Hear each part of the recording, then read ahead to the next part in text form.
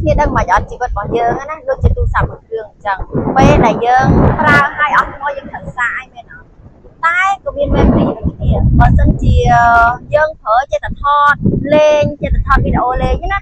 ថតរឿងអត់ប្រយោជន៍អ្នកទាំងអស់គ្នានឹងដឹងថាមេត្រីរបស់យើងពេញហើយពេលដែលពេញយើងអាចដាក់អីថ្មីបានអត់បានទេអញ្ចឹងមិនថារឿងមួយចំនួនអ្នកទាំងអស់គ្នាបើសិនជាអាចលុបបានយើងលុបចោលខ្លះទៅយល់ទេបើសិនជាការគិតរបស់យើងវាពេញហើយអាចធ្វើឲ្យយើង stress យើងបាក់ទឹកចិត្តអត់ឲ្យយើងធ្វើអ្វីមួយបានល្អទេអញ្ចឹងថាហេតុអីបានជាទូរស័ព្ទគេបង្កើតធ្វើសម្រាប់មកដោយសារគេដឹងថាមានរបស់ដែលយើងអាចទុកបាននិងរបស់ដែលយើងអាចទុកបានហើយមួយទៀតអ្នកទាំងអស់គ្នាហេតុអីបានជាតរេនណាមានកន្លែងញ៉ាំបាននិងកន្លែងញ៉ាំអត់បានពេលខ្លះយើងចូលដល់ចំណុចដែលសាច់ហើយ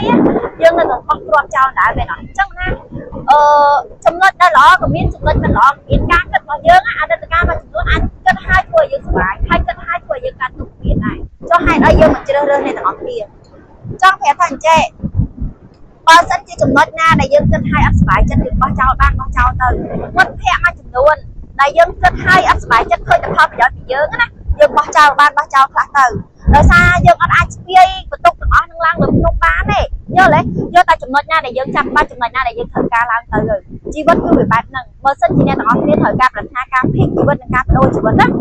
រៀនបោះចោលអតីតកាលខ្លះរៀនយកចំណុចល្អយកមកគិតខ្លះហើយដាក់អ្វីដែលថ្មីចូលខ្លះរៀនបង្កើតធំសម្រាប់ឲ្យខ្លួនឯងផងអញ្ចឹងមិនថាហេតុអី brand ធីបង្រៀនពង្រឹងផ្លូវចិត្តច្បាស់មែនមេដឹកនាំឆ្នាំ brand ធីបង្កែមែនដោយសារគេដោយសារគ្រូយន្តធីបានបង្រៀនគាត់ថា